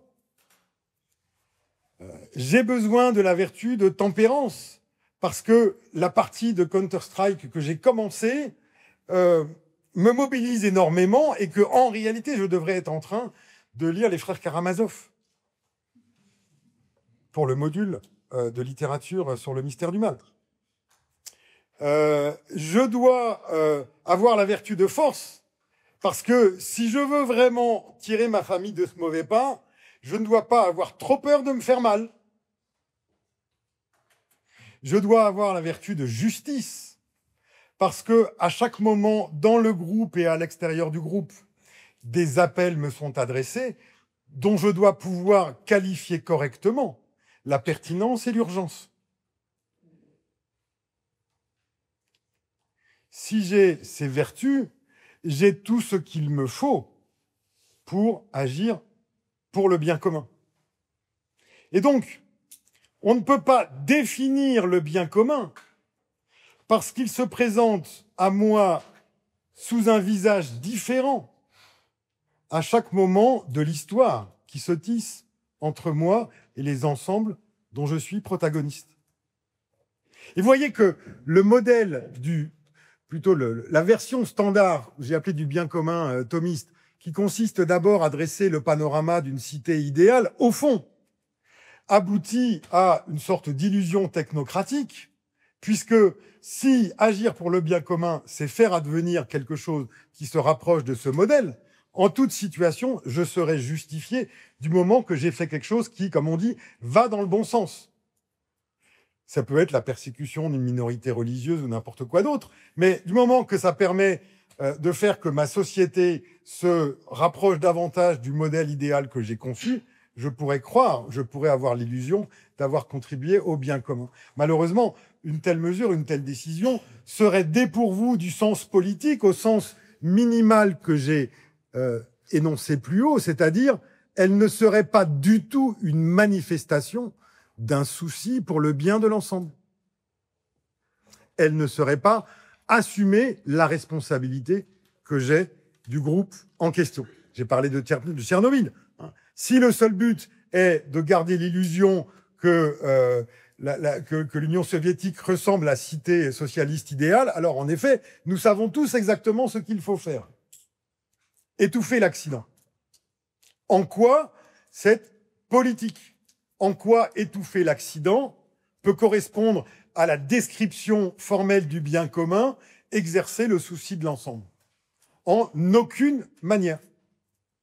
Toute action qui prétend simplement faire ressembler la cité réelle à une cité idéale est dépourvue de tout sens politique. Est pourvue d'un sens politique une action qui peut être défendue comme une manière légitime de faire ici et maintenant quelque chose qui est bon pour l'ensemble auquel nous appartenons. De ce point de vue, il n'est pas juste de dire que le bien commun est seulement un idéal dont on peut s'approcher. Au contraire, il est presque toujours possible de dire que telle mesure était de celle qui s'imposait dans les circonstances, ou au contraire, qu'elle a été insuffisante ou catastrophique, ou qu'elle est arrivée trop tard. L'exigence du bien commun n'est pas un idéal inaccessible, mais un appel permanent à se soucier de faire à chaque instant ce que les circonstances demandent. Je conclurai donc dans une fable peut-être peu connue qui s'appelle L'œil du maître. La Fontaine, comme souvent parfait aristotélicien, met en scène une étable où s'est introduit un cerf, caché dans la paille. Et tout le monde s'affaire dans l'étable et s'occupe des vaches, etc. Et personne ne calcule le cerf. Entre le maître, qui voit aussitôt qu'il y a un intrus. Et La Fontaine de conclure, « Phèdre sur ce sujet dit fort élégamment, il n'est pour voir que l'œil du maître. Quant à moi, j'y mettrai encore l'œil de l'amant, de celui qui aime, de celui qui est attaché à l'ensemble parce que c'est cet ensemble qui lui donne une raison de vivre. » L'image de l'invitation qui a rendu perplexe plus d'un nous fait voir un homme seul dont, par exemple, on pourrait penser qu'il dit « Qui se soucie de moi et de ma solitude ?» Et pour moi, cette image nous invite à nous poser aussi la question, se pourrait-il que le souci du bien commun prenne ici et maintenant la forme très concrète de la présence à apporter à cet homme seul?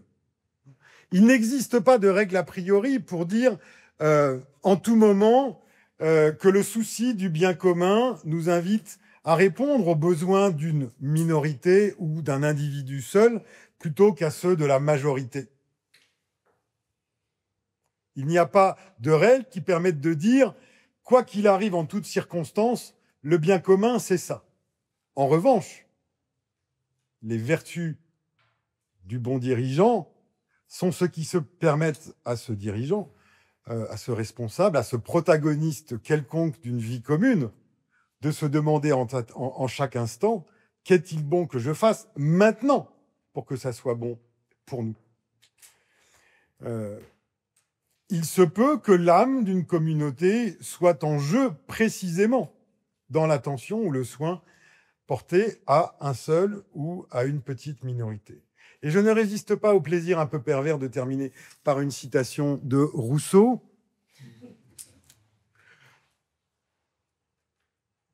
un de ces textes dans lequel il me semble qu'il exprime la pure teneur de l'Évangile, hein, et que chacun de nous peut entendre aussi en fonction des combats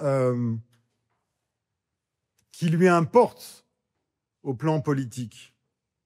Qu'on nous dise qu'il est bon qu'un seul périsse pour tous, vous avez reconnu l'origine évangélique de cette idée. J'admirerais cette sentence dans la bouche d'un digne et vertueux patriote qui se consacre volontairement et par devoir à la mort pour le salut de son pays. Saint Thomas ne dit pas autre chose. Mais si l'on entend qu'il soit permis au gouvernement de sacrifier un innocent au salut de la multitude, je tiens cette maxime pour une des plus exécrables que jamais la tyrannie ait inventée, la plus fausse qu'on puisse avancer, la plus dangereuse qu'on puisse admettre, et la plus directement opposée aux lois fondamentales de la société. Loin qu'un seul doive périr pour tous, tous ont engagé leurs biens et leur vie à la défense de chacun d'eux, afin que la faiblesse particulière fût toujours protégée par la force publique et chaque membre par tout l'État. Merci beaucoup de votre attention.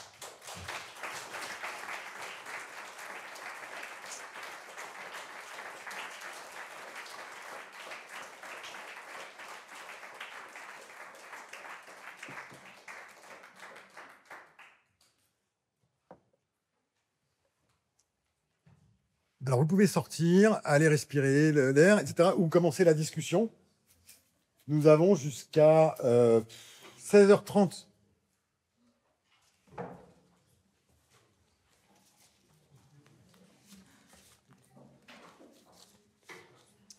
Alors, les étudiants sortent, mais c'est parce qu'ils ont des choses à faire. On entend. Oui, Alain.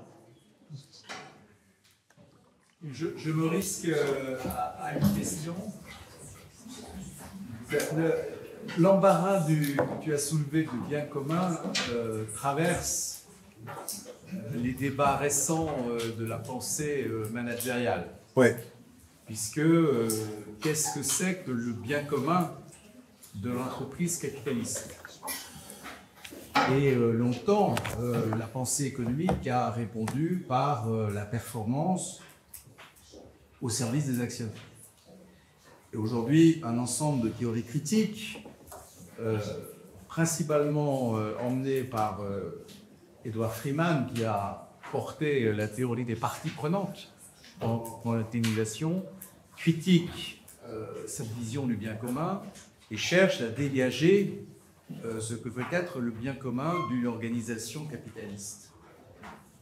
Les réponses ne sont pas encore totalement consensuelles, mais un courant assez actif et récent se mobilise, à partir d'ailleurs de l'exemple des entreprises familiales, sur l'idée que la pérennité de l'entreprise capitaliste peut représenter le bien commun de cette entreprise, le bien commun de l'ensemble de ses parties prenantes, puisque la pérennité de l'entreprise réunit les parties prenantes de l'organisation, clients, salariés, fournisseurs. Est-ce que tu penses que cette idée de pérennité, finalement, de la communauté, en l'occurrence l'entreprise capitaliste, mais cette idée de la pérennité de la communauté pourrait être une réponse plus générale à l'interrogation de Thomas d'Aquin et à cet embarras philosophique?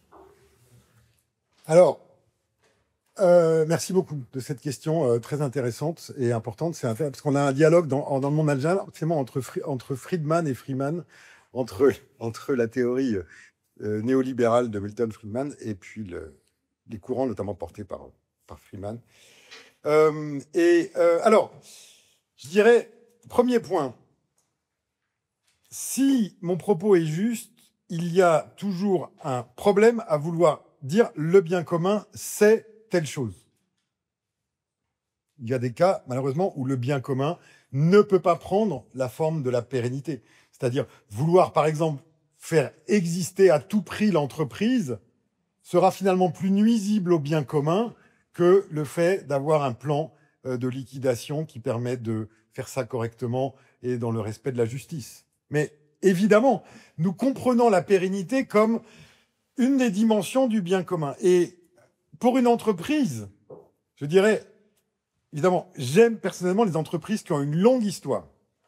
Elles ont toute une histoire limitée dans le temps, je veux dire, mais c'est beau une entreprise qui dure, et c'est une contribution à un bien commun plus global. Ce qui me paraît fondamental dans le cas de l'entreprise, c'est de dire, est-ce que je peux penser le bien commun de l'entreprise indépendamment d'eux, en faisant abstraction du bien commun de la société qui porte, en fait, cette entreprise. Je pense que la grande erreur de Friedman était de prétendre que le seul bien qu'on pouvait identifier était les dividendes remis aux actionnaires. Dans la campagne de Barack Obama, il y a eu un discours extrêmement marquant qui s'appelait dans le cadre de ce qu'on pourrait appeler la responsabilité sociale de l'entreprise. Mais le thème récurrent du discours, c'était « You didn't build that bridge ». Ce pont qui permet d'approvisionner l'entreprise ou qui permet aux salariés de venir travailler, c'est pas l'entreprise qui l'a construit. Or, elle en profite. Donc, est-il vraiment injuste de demander à l'entreprise de participer par l'impôt, par exemple, à la vie de la communauté dans laquelle elle vit? Ça me paraît l'idée très importante. Donc, la question du bien commun de l'entreprise, elle est indissociable de celle du bien commun de la société. Et les gens qui travaillent dans l'entreprise doivent pouvoir se dire qu'en travaillant dans cette entreprise, ils contribuent au bien commun de la cité et qu'ils ne soient pas en train de se dire, en fait, plus on vend des saloperies que je fabrique, et plus mes enfants risquent d'avoir des maladies dégueulasses. Ça, c'est évident. Mais sur l'action de la pérennité, je dirais, je pense à un texte de saint Thomas que je trouve très intéressant, quand il se demande quelle est la responsabilité propre du législateur. C'est pas tout le monde le législateur. Et il n'a pas une responsabilité infinie. Il a une responsabilité à l'égard d'une communauté politique particulière. Et il dit, lui, il est en charge du bien commun. Bah, la première chose, c'est la cité doit continuer d'exister. Là, politiquement, là, il y a un truc intéressant. Si on veut penser le bien commun d'une société, il faut penser à ses voisins. Saint Thomas fait partie de ces penseurs classiques pour qui la politique n'est pas pensable à partir d'un individu qui s'associerait avec d'autres comme si, à la fin, leur société constituait tout l'univers, mais elle se comprend comme une portion de l'humanité qui décide de se conduire de manière autonome, mais qui doit le faire en disons, entouré de voisins et en tenant compte des voisins. Il y a des pays aujourd'hui qui sont payés pour savoir que parfois vos voisins n'ont pas envie que vous dirigiez votre vie de manière autonome. Donc, le souci du bien commun pour le législateur, c'est d'abord le souci de la pérennité de la cité. Par conséquent, par exemple, on peut juger pour haute trahison quelqu'un qui servirait un ennemi de la cité.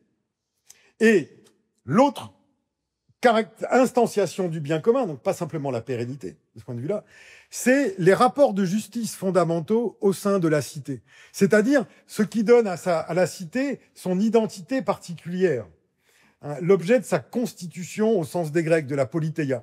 C'est-à-dire, le législateur doit faire en sorte que, au sein de la cité, les grandes parties qui la composent, ces sociétés particulières, se donnent mutuellement, se rendent mutuellement les services qui contribuent à la vie globale. Et donc, le législateur est quelqu'un qui doit faire en sorte que les juges rendent correctement leurs sentences, que les justiciables donc reçoivent justice, que les contrats soient respectés, que la police protège les citoyens, que l'armée soit capable de faire la guerre, etc. Et ça, ce sont les rapports de justice qui structurent la société. Donc, en un sens, on pourrait dire le bien commun. Je viens à ma réponse. Comme d'habitude, je trouve ce que je voulais dire en arrivant à la fin. Au fond, ce qu'on peut dire, plutôt que de dire le bien commun, c'est la pérennité, c'est de dire le bien commun, il a toujours deux faces. Celui qui est en charge du bien commun, il doit toujours regarder vers l'extérieur quelles sont les menaces qui pèsent sur l'intégrité ou la pérennité du groupe, mais il doit aussi avoir un regard tourné vers l'intérieur. Quels sont, par exemple, les conflits, les déséquilibres ou les injustices qui menacent la substance même du groupe. Donc on pourrait dire il faut toujours allier le souci de la politique extérieure et de la politique intérieure.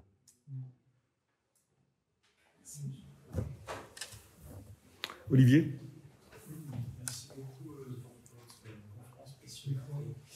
Il me semble qu'il y a un un flou qui doit être dissipé, enfin, en tout cas considérer la distinction entre l'intérêt et le bien. Ces mots sont intervenus à plusieurs reprises, le bien commun ou l'intérêt commun.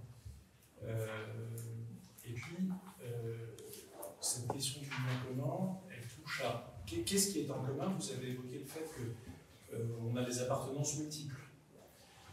Ce qu'on a en commun, est-ce que c'est l'endroit où on vit, donc la communauté avec mes voisins, ou est-ce que c'est l'entreprise dans laquelle je travaille, ou est-ce que c'est ma famille, ou est-ce que c'est mon pays, ou est-ce que c'est un groupe de pays, ou une culture, ou une religion, etc. Et alors, ça nous relie, et à la fin, on ne peut pas s'éclater. C'est-à-dire qu'on a besoin d'une unité aussi, même si on a des composantes identitaires variées.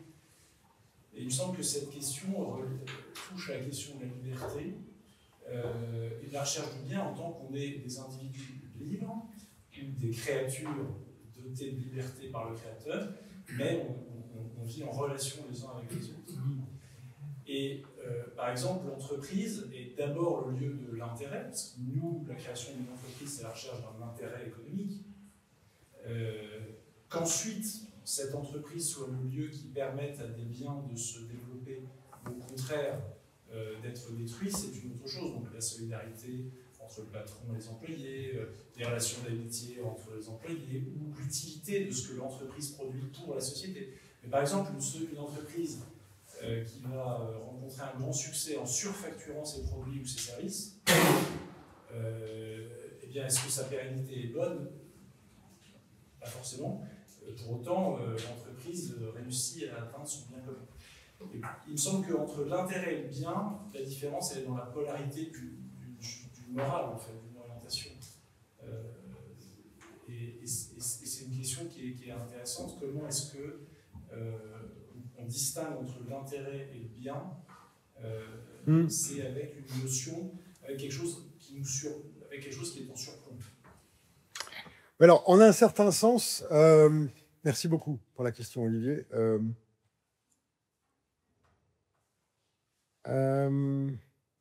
C'est toute la question. En fait, on va dire, si vous avez raison, j'ai tort, et réciproquement. Je veux dire que justement, je suis frappé par le fait, tout ce qu'il y a de peu moralisateur dans la manière dont Thomas parle du bien commun. On veut absolument qu'il y ait... On se dit, si on veut parler du bien commun, on a besoin d'une norme extérieure qui fournisse un critère du bien. Tout ce que j'ai voulu dire, c'est que dans son exploration... Je dis pas qu'il ne faudrait pas faire ça. Je dis, dans son exploration de la vie sociale des hommes, Thomas n'a pas vraiment besoin de cette norme extérieure. Il dit, en fait, le bien commun, il est en un sens immanent à un groupe qui a une raison d'être. Alors, est-ce qu'on peut dire le bien commun d'une entreprise, c'est son intérêt financier, économique? Discutons. En fait, le bien commun d'une entreprise, c'est d'abord que les gens qui en font partie puissent discuter librement de ce qui est bon pour l'entreprise et qu'ils aient un mot à dire. Il n'est pas du tout évident que l'intérêt financier résume l'intérêt de l'entreprise. Faut-il distinguer l'intérêt et le bien? Je dirais, ça fait partie de ces autres lieux communs, choses qu'on retrouve en disant « Attention, le bien commun, c'est pas du tout pareil que l'intérêt général. » Ou « Le bien, c'est pas l'intérêt. » Mais saint Thomas, quand il parle du bien commun, il parle aussi de, par exemple, « utilitas communis », l'utilité commune. On n'est pas très loin de l'intérêt général. Donc, les mots sont pas très importants. Le bien commun, c'est ce qu'il y a de plus intéressant pour un groupe. Donc, moi, j'ai pas voulu aller dans cette direction, toujours avec l'idée, mais en fait, la question se pose pour nous face à l'ensemble de nos responsabilités. Est-ce que nous avons les moyens de décider? Est-ce que nous sommes capables de prendre des bonnes décisions? Et est-ce que, quand nous les prenons, nous avons besoin de consulter un modèle extérieur, de nous dire qu'est-ce que la morale nous demande? Mais en fait, non. Bien sûr, la morale, elle est en moi aussi. Mais la question, c'est est-ce que je suis suffisamment habité par le souci de l'ensemble pour percevoir correctement le problème qui doit être adressé, comme on dirait aujourd'hui, et les bons moyens à mettre en œuvre pour le résoudre. Je dis pas qu'on peut s'arrêter là. Je dis, c'est l'élucidation de la conduite politique ou sociale que nous propose saint Thomas. Il dit, voilà le type de logique qui se déploie, et voilà pourquoi c'est cohérent. Mais il n'est pas à la recherche d'un projet de société. Saint Thomas, il écrit au XIIIe siècle, il n'a pas les mêmes problèmes que les thomistes du XIXe, qui sont en train de se demander comment résoudre avec saint Thomas les problèmes de l'Église et de l'État ou de faire face à la sécularisation des sociétés. Et donc, il n'a pas répondu à ces questions. Alors, je ne suis pas sûr de répondre à votre interrogation, mais on aura le temps de reprendre. Vous voyez, mais en tout cas, encore une fois, saint Thomas ne dit pas que la loi morale doit être suspendue quand je m'occupe du bien ensemble. Elle est la condition minimale de rationalité. Mais ce qu'il ne dit pas, c'est voilà le modèle vers lequel vous devez tendre. Pardon, un peu long. Oui, madame. Sorry, Mike. Start. Je suis un peu confondue par, un peu perplexe plutôt, en commençant par la primauté du bien commun. Je pose la question juste là sur le sens de cette primauté. Quand on m'a dit, est-ce qu'on parle d'une précédence, une transcendance? Et voilà le but de ma question. Pour saint Thomas, c'est clair qu'il va suivre le premier précepte de la loi naturelle, chercher le bien. Donc, en fait, tout ce qu'on fait, c'est pour le bien. Donc, si je suis votre propos, qu'on ne peut pas définir le bien commun, on est un peu perdu dans notre activité commune. Le but du choral, le but de l'institut, le but du gouvernement, etc., etc. Si on ne peut pas définir, je comprends dans un sens qu'on est toujours en recherche, mais forcément il y a quelque chose qui est déjà visé pour que cette action puisse être accomplie. Ce qui me semble, merci beaucoup pour la question.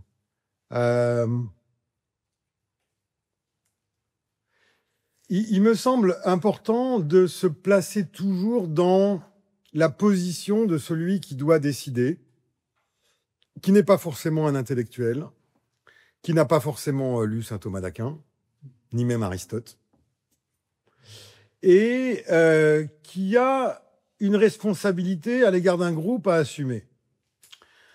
Tout à l'heure, ils sont sortis les jeunes là, donc je peux dire voilà. Donc tout à l'heure, il y avait la chorale qui répétait, par exemple. Et nous avons une énergique et charismatique chef de chœur, qui n'est pas totalement dépourvue d'autorité.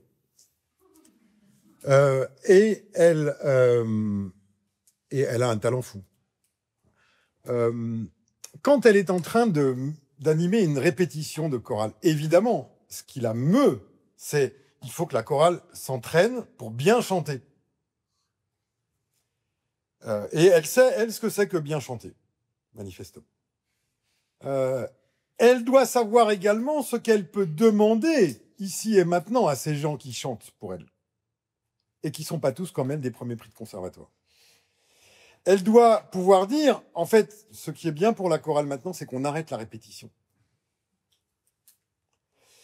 Vous voyez, a-t-on besoin, en quelque sorte, vous voyez, si on ne veut pas sombrer dans un modèle technocratique, je dis, vous voyez, quand nous devons monter un meuble Ikea, on a un modèle et on sait le but à atteindre. Eh bien, la direction d'un groupe n'est pas un assemblage de meubles Ikea avec un plan qui nous donne la chose à réaliser. Elle est ici et maintenant la recherche de cet équilibre qui fait que on fait ensemble ce pourquoi on est fait, sans déprimer les gens qui sont là, sans les décourager. Vous voyez ce que je veux dire? Et donc, il y a en un sens une certaine forme d'immanence de la quête du bien commun. Elle est immanente à la situation particulière dans laquelle je suis. Et en ce sens, oui, je sais, j'ai besoin de savoir ce que c'est que bien chanter. Mais je dois également savoir écouter quelles sont les possibilités réelles des chanteurs ou apprentis chanteurs que j'ai en face de moi. Je réponds pas à votre question. Quand C'est pas très transcendant, mon approche. Non, ça me parle, parce que il y a cette transcendance dans l'éminence, dans le sens de Aristote dirait la enchidilla. C'est ce sens que le but est déjà en moi. Oui. Mais forcément, on doit faire recours à la création, le créateur. Que quand même, j'agis comme celui qui est créé. J'ai une lutte qui est déjà en moi, qui doit être employée vers un but que je suis en train de découvrir, mais qui est quand même, qui me dépasse et qui est là avant moi-même. Ouais. Ça, je suis entièrement d'accord. Ça me paraît fondamental. C'est pour ça que j'ai voulu citer ce texte dans lequel je dis le bien du groupe, le bien du tout est bon pour moi, non pas au sens où je rapporte à moi le bien du tout, mais au sens où c'est moi qui me rapporte correctement au bien du tout. Ce qui me paraît exprimer ce qu'on pourrait appeler cette irréductible platonisme de toute idée du bien. Il y a des biens qui sont extérieurs à moi, qui s'imposent à moi, et mon propre bien ne peut être que dans l'ajustement à ce bien extérieur à moi. Ça me paraît fondamental. Mais saint Thomas, le texte que je viens de mentionner, il est dans une question sur la charité. Et pourtant, il le formule ici d'une manière absolument générale, comme valant non seulement pour mon rapport à Dieu, c'est-à-dire, c'est pas Dieu pour moi, mon bien, c'est moi pour Dieu. Mais de même, c'est pas le groupe pour moi, c'est pas ma famille pour moi, c'est moi pour ma famille. C'est ce que j'ai voulu dire. Peut-être il y avait une question de Monsieur Shanks. Oui, merci beaucoup pour cette conférence. Il me semble que ça peut se résumer au fait que le bon sens, c'est le sens commun. Est-ce qu'on peut dire ça? Oui, ça m'aurait permis d'être beaucoup plus bref. Non. Il y avait une question derrière qui m'avait beaucoup intéressé. C'est est-ce que la pérennité est vraiment le bien commun de l'entreprise? Parce que je suis très marqué par la lecture d'un auteur hollandais qui s'appelle Harry de Geus. Il a fait un très beau livre. En anglais, c'était The Living Company. En français, c'est l'entreprise vivante.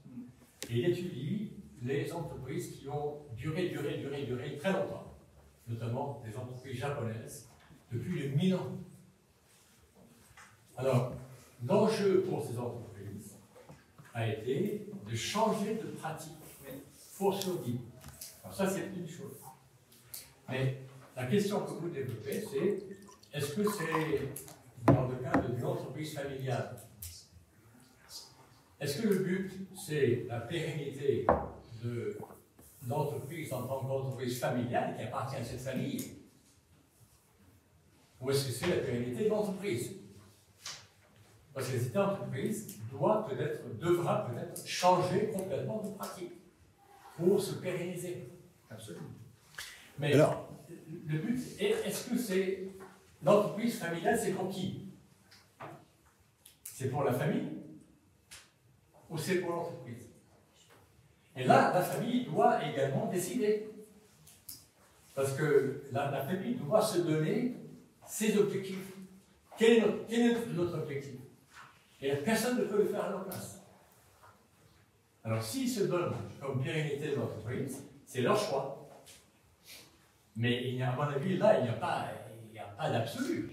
Non, moi, pour le philosophe, je trouve que ça pose une question, du coup, philosophique, je suis désolé, voire métaphysique, qui est l'identité d'une entité collective. Est-ce que c'est toujours la même entreprise qui fabriquait des sabres de samouraï et qui maintenant fait des motos? La réponse est non. La réponse est non. Chez Aristote, la question se pose dans la politique à propos de savoir est-ce que Athènes démocratique doit payer les dettes contractées au moment de la tyrannie des 30.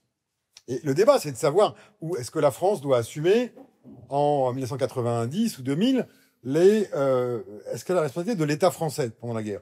Est-ce que c'est le même pays? Est-ce que c'est nous qui avons fait ça? Mais la philosophie ne peut pas répondre à cette question en un certain sens. Elle dit, là, il y a un problème d'identité. Est-ce que c'est juste le même nom deux pays sur le même territoire, mais c'est plus le même État, c'est pas la même nation, ou est-ce que c'est bien est-ce que c'est la même nation? Et au fond, le débat va être pour nous un débat de rhétorique. Dans quelle mesure nous pouvons faire valoir nos titres à être les dignes héritiers des générations qui nous ont précédés? Ou bien est-ce que mon pays n'est plus la France? Voilà, par exemple, je prends un exemple débile. Mais vous voyez, en tout cas, vous voyez, le cas de l'entreprise. Est-ce que durer pour l'entreprise, c'est garder le même nom et puis... J'avais d'ailleurs un collègue éminent dans un colloque de recherche sur la pérennité des organisations avait posé cette question introductive. Quand on dit qu'une organisation dure, qu'est-ce qui dure? Oui, exactement. La durée de quoi est la question. Oui, pardon, il y a une question au fond. Oui, moi j'étais pas chef d'entreprise, j'étais militaire. Nous, on ne voudrait pas donc, de revenir aux exemples de saint Thomas. Des nations, justement, de récupérer. Je vais asseoir ma question sur l'évolution d'une institution, d'une superstructure qui s'appelle l'Union européenne. Incontestablement, l'Union européenne a été créée dans l'idée de construire un bien commun,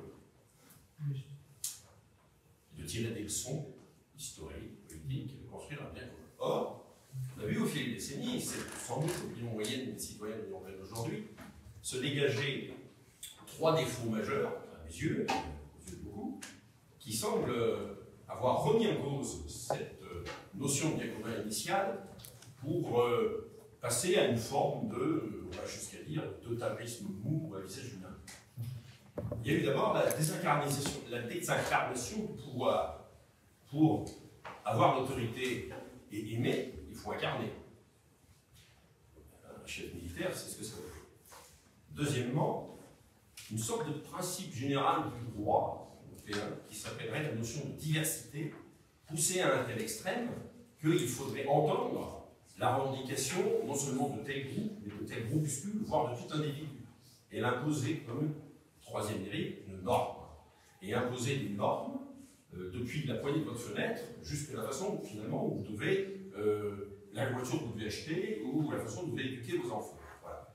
Alors êtes-vous d'accord avec moi sur le fait que probablement il y a une espèce de limite à la définition d'un bien commun politique qui a été dépassée, dans le cas contraire, réfutez-moi, et si vous êtes d'accord avec cette analyse-là, justement, quel est le contour d'un bien commun politique pour un ensemble de nations? Alors, comme je suis là en tant que philosophe, donc il y a mes avis en tant que citoyen qui sont donc pas du tout éclairés, enfin pas plus que voilà la moyenne, n'intéressent personne et donc, vous voyez, nous on peut dire, nous les philosophes, on peut dire modestement, nous on vous file les concepts si vous voulez, mais en fait on n'est pas plus doué que vous pour répondre aux problèmes pratiques, ça se saurait quand même. Donc nous pouvons... Alors, donc sur cette question de l'Union européenne, je pense que le philosophe peut aider à clarifier l'idée d'un bien commun européen, par exemple. Et dire, bon, mais est-ce que nous avons, en tant qu'Europe, une unité suffisante pour prétendre avoir un bien commun, et pas simplement des intérêts communs. Que nous ayons des intérêts communs dans les pays qui composent l'Union européenne, c'est incontestable. Nous avons également des intérêts divergents. Est-ce que nous avons encore un bien commun? Est-ce que nous avons jamais eu un bien commun? Ça me paraît pas évident. Et le philosophe va pouvoir aider les gens à se poser ce genre de questions. Mais je ne crois pas qu'il puisse, en tant que philosophe, aider les gens à répondre. Méfiez-vous, enfin voilà, évidemment, des philosophes qui prétendent avoir la clé du destin des nations. Ou des unions supranationales. Je crois malheureusement, on m'a fait signe, alors je ne sais pas... Ah voilà, donc heureusement Jean-Jacques a la faveur de 12, donc vous pouvez poser votre question. J'ai beaucoup aimé votre exposé, je m'y retrouve vraiment à 99%. Je voulais insister parce que j'ai enseigné l'économie pendant 25 ans, ici à Fribourg, et j'ai vu la disparition, j'ai assisté à la disparition du concept de bien commun dans la pensée des économistes. Je l'ai même dit dans un podcast là-dessus. J'ai assisté à la disparition du concept de bien commun. Et bien sûr, sous la pression des ultra-libéraux. Et votre idée de communauté, et ça rejoint à la question de l'Union européenne d'ailleurs, c'est pas hasard si on est passé de la communauté européenne à l'Union européenne. Et votre idée de communauté m'apparaît essentielle. Parce qu'il faut sortir de la vision, comme vous l'avez dit, de l'individu et de l'État. Il faut voir que les personnes appartiennent à des communautés, y compris des communautés nationales. Et j'étais entièrement éclairé par votre topo, et je vous en remercie. Et ça m'a fait comprendre deux choses. Vous avez dit que la communauté a une histoire. Et c'est vrai qu'en économie, à l'heure actuelle, on fait disparaître l'histoire. Mon propre cours d'histoire de la pensée économique a été supprimé à l'université de Fribourg parce que ça gêne. Toute communauté a une histoire. Et pour faire disparaître le bien commun du discours, il faut aussi faire disparaître l'histoire. Moi, je pense que vous m'avez expliqué pourquoi, mais connecte les temps à la disparition de l'histoire. Moi, je voulais penser. La deuxième chose que vous m'avez fait comprendre, c'est cet acharnement sur Keynes. Parce qu'il fallait faire disparaître aussi de la pensée économique et auprès des étudiants la pensée de Keynes, qu'on a présenté comme un étatiste échevillé, ce qui est complètement faux. Keynes était un penseur des ensembles. C'était un penseur des ensembles. Et donc des communautés. Il a beaucoup développé, à la suite de Moore, l'édicien, il a beaucoup développé cette thèse des ensembles. Et justement pour l'opposer à l'utilitarisme. Ce que vous avez très bien dit. Il n'y a pas l'État et l'individu, il y a des communautés d'appartenance. Et l'ensemble se distingue des éléments de l'ensemble. En tant qu'élément de l'ensemble, j'ai aussi des intérêts dans l'ensemble. Et on doit défendre les intérêts de l'ensemble. Et les collègues économistes n'ont eu de cesse de faire disparaître cette idée d'ensemble. J'ai des origines françaises, je vois la crise française comme une crise de l'ensemble. L'idée d'ensemble a disparu. Et donc, on parle au nom de quoi? Et donc, je crois que vous m'avez fait comprendre pourquoi les économistes de ma génération, pas moi j'ai défendu telle aspirance, mais on fait disparaître l'histoire en économie. Et on fait disparaître la pensée de Keynes, non pas en tant qu'étatiste politique publique, mais en tant que philosophe de l'économie, qui défendait l'idée d'ensemble. Et donc des biens communs. Personnellement, j'ai toujours enseigné à la doctrine sociale chrétienne, mais je n'ai jamais été en opposé avec Keynes. Parce que cette idée de bien commun, je l'ai complètement retrouvée dans beaucoup d'écrits de Keynes.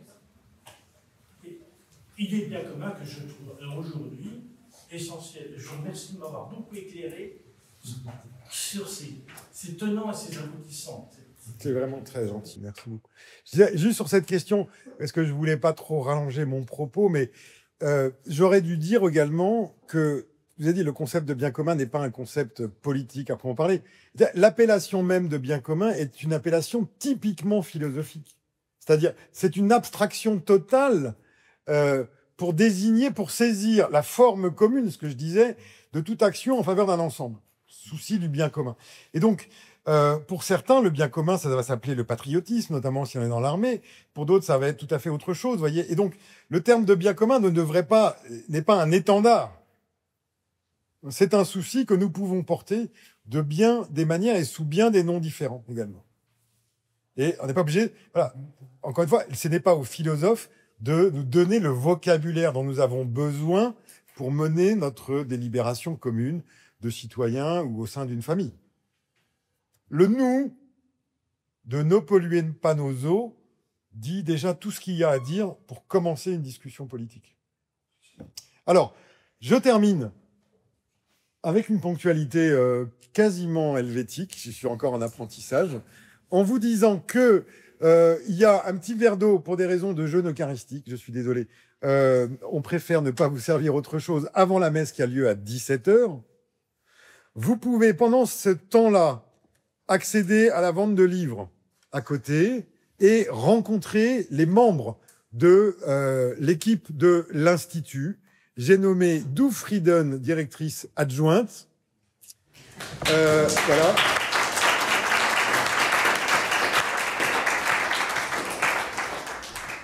Sans laquelle pas grand-chose ne se ferait et tout le reste se ferait mal. Thomas de Gallon, responsable financier, travailleur acharné, et voilà.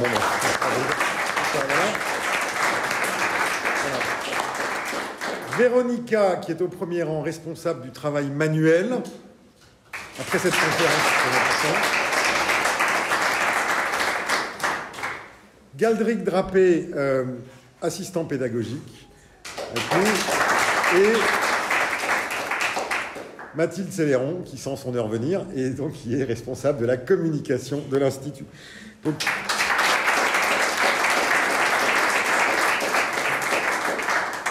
c'est grâce à toutes ces personnes extraordinaires, non seulement que vous êtes là aujourd'hui, mais que je suis là aujourd'hui.